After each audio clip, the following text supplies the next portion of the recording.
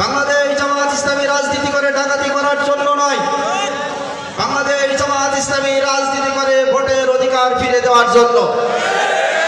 বাংলাদেশ জামাত ইসলামী রাজনীতি করে একমাত্র আল্লাহর সন্তুষ্টি অর্জনের জন্য।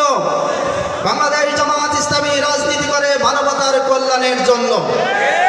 সম্মানিত উপস্থিতি, আমরা জানি পৃথিবীতে আমরা যেই কাজ করি না কেন, এই কাজগুলো মহান আল্লাহ তাআলার দরবারে রেকর্ড থাকে।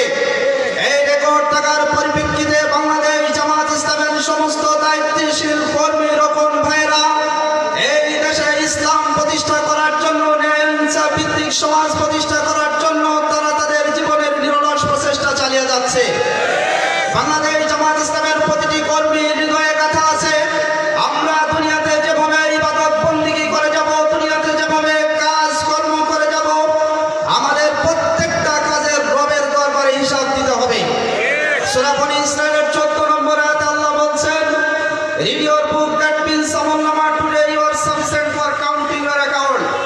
অর্থাৎ আল্লাহ তাআলা কিয়ামতের দিন আমাদের কাছে বলবেন, পাঠ করো আজকে তোমার আমলনামা। পৃথিবীতে তুমি যেই কাজগুলো করছো সেগুলো তোমার সামনে ধরছি, সুতরাং তুমি নিজেই পাঠ করো এবং তোমার হিসাবটা তুমি নিজেই গ্রহণ করো। পৃথিবীতে তুমি অপরাধী ছিলে না, পৃথিবীতে তুমি ভালো লোক ছিলে। সম্মানিত উপস্থিতি, সেদিন আমাদের এই পাপের ফিরিস্তা দেখে আল্লাহর কাছে বলবো, গো আল্লাহ, আমরা তো ইসলামী আন্দোলন করেছিলাম, আমরা তো নামাজ পড়েছিলাম, আমরা তো রোজা করেছিলাম, আমরা তো মানুষের সহযোগিতা করেছি, আপনার ফেরেশতা এই পাপগুলো অতিরিক্ত লেগেছে। সম্মানিত ভাইরা, আমরা কথায় আছে জানি, চোর যতক্ষণ পর্যন্ত ধরা না পড়ে ততক্ষণ পর্যন্ত সে স্বীকার করে না। কথা ঠিক কিনা? সম্মানিত ভাইরা, সেদিন আল্লাহ তাআলা তাদের মুখে টেপ মেরে দেবেন। সূরা ইয়াসিনের 65 নম্বর আয়াতে আল্লাহ বলছেন, আল-ইয়াওমা নাখতিমু আলা আফওয়াহিহিম, আল্লাহ তাআলা বলছেন আমি সেদিন তাদের মুখে মোহর মেরে দেব। ওয়া তুকাল্লিমুনা আইদিহিম, তাদের হাত আমার সাথে কথা বলবে। ওয়া তাশহাদু আরজুলুহুম, তাদের পা সাক্ষ্য দেবে। বিমা কানু ইয়াকসিবুন, তারা কি অর্জন করেছিল। সম্মানিত উপস্থিতি, আমরা জানি এই হাতের মাধ্যমে আমি নিজে জানি যে কত টাকার ঘুষ লেগেছি, কত টাকার সুদের টাকা করেছি। এই হাতকে অন্যায়ভাবে তাকে প্রহত করেছি। এই হাতকে আমরা কোথায় কারোর বাক্সে সিল মেরেছি, এটা আল্লাহর কাছে প্রমাণ আছে। কথা ঠিক কিনা? এজন্য আপনাদের উদাত্ত আহ্বান জানাবো, সামনে যে নির্বাচন আসছে, এই নির্বাচনে যেন আমাদের এই পবিত্র হাত দিয়ে পবিত্র জায়গায় চিনবে। আমার মেহেরপুর জেলার এক আসনকে শক্তিশালী করে এক আসনের সংসদ সদস্য আমরা দেখতে চাই। সম্মানিত উপস্থিতি, শুনে গেলেই শেষ নয়, আল্লাহ তাআলার কাছে 5 দিন সাক্ষ্য দিয়ে বলবে, ওয়া তাশহাদু আরজুলুহুম, আল্লাহ তাআলা বলছেন তোমাদের পাগুলো সেদিন সাক্ষ্য দেবে। তুমি তোমার পায়ে হেঁটে কোথায় গিয়েছিলে? তুমি তোমার পায়ে হেঁটে যাত্রার প্যান্ডেলে গিয়েছিলে? তুমি তোমার পায়ে হেঁটে নর্তকীদের ডান্সের জায়গায় গিয়েছিলে? তুমি তোমার পায়ে হেঁটে অশ্লীল বেহায়াপনার কাজের দিকে অগ্রসর হয়েছিলে? নাকি তুমি তোমার পা দিয়ে ইসলামী আন্দোলনের জন্য কাজ করেছো? নাকি তোমার পা দিয়ে মাহফিলের মজলিসে তুমি রওনা হয়েছো?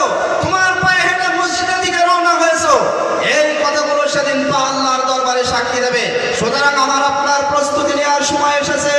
বাংলাদেশ জামাত ইসলামীকে আমরা ভুল বুঝি, এদের প্রতি আমরা গালি দিই, বাংলাদেশ জামাত ইসলামীকে আমরা সন্দেহ পোষণ করি। বাংলাদেশ জামাত ইসলামী ক্ষমতায় আসলে নাকি মেয়েদেরকে বাড়ি থেকে বের হতে দেবে না। বাংলাদেশ জামাত ইসলামী ক্ষমতায় আসলে নাকি চুরি করলে চোরের হাত কেটে দেবে।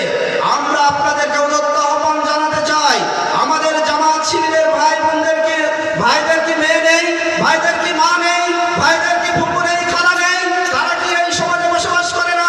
তারা কি স্কুল বিশ্ববিদ্যালয় কলেজে পড়াশোনা করে না? তারা কি বাজার ঘাটে বের হয় না? এটা আপনাদের উপরে ছেড়ে দিলাম। আপনারা আর জামাত সম্পর্কে ভুল ধারণা মানুষকে দিতে পারবেন না। সম্মানিত উপস্থিতি, শুধু এখানেই তারা স্তব্ধ হয়ে যায় না। তারা বলে যে জামাত ইসলামী ক্ষমতায় আসলে চুরি করলে হাত কেটে দেবে। আমরা আপনাদের উদাত্ত আহ্বান জানাই, হাত কাটার আগের রাত্রে আপনি দেখুন, জামাত ইসলাম ক্ষমতায় আসলে চোরের আর চুরি করার প্রয়োজন হবে না। জামাত ইসলাম ক্ষমতায় আসলে মানুষের আর ভাতের অভাব হবে না। সম্মানিত উপস্থিতি, শুধু আমরা এখানেই তাদেরকে সান্ত্বনা দিতে চাইনি। যদি কেউ স্বভাবের কারণে পেন্সিলের মতো চুরি করে, যদি কেউ স্বভাবের কারণে হারুনের মতো চুরি করে, যদি কেউ স্বভাবের কারণে খুনি হাসিনার মতো চুরি করে, যদি কেউ স্বভাবের কারণে আওয়ামী এমপি মন্ত্রীদের মতো চুরি করে, তবে তাদের জন্য দুঃসংবাদ রয়েছে। সম্মানিত ভাইরা, আপনাদেরকে উদাত্ত আহ্বান জানাই, আমরা এই দেশটা করতে চাই, আমরা এই জাতিকে করতে চাই, আমরা এই জাতিকে ঐক্যবদ্ধ হতে চাই, বিভেদ সৃষ্টি করতে চাই না। আমরা গণতন্ত্র প্রতিষ্ঠা করতে চাই, আমরা গণতন্ত্র হরণ করতে চাই না। আমরা ইসলামী মূল্যবোধে বিশ্বাস করতে চাই, আমরা ইসলামী মূল্যবোধ নষ্ট করতে চাই না। তাই আসুন বাংলাদেশ জামাত ইসলামীকে একবার ক্ষমতায় নিয়ে এসে দেখুন জামাত ইসলামী দেশে কি করে। এতটুকু আপনাদেরকে নিশ্চিত দিতে পারি, জামাত ইসলামী যে কাজটি করবে আপনার আপন ভাই, আপনার পরিবার, আপনার সমাজ সেই কাজটি করতে পারবে না ইনশাআল্লাহ। এই জন্য আপনাদের প্রদত্ত আহ্বান জানাবো, বাংলাদেশ জামাত ইসলাম সমাজে ন্যায় ইনসাফ ভিত্তিক, রাষ্ট্রে ন্যায় ইনসাফ ভিত্তিক সমাজ কায়েম করার জন্য তারা প্রচেষ্টা চালিয়ে যাচ্ছে।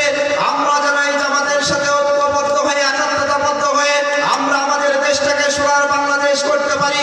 আমরা আমাদের মানুষগুলোকে যেন আলোর পথের দিকে নিয়ে যেতে পারি এবং আল্লাহর সুশীতল জান্নাতের দিকে নিয়ে যেতে পারি।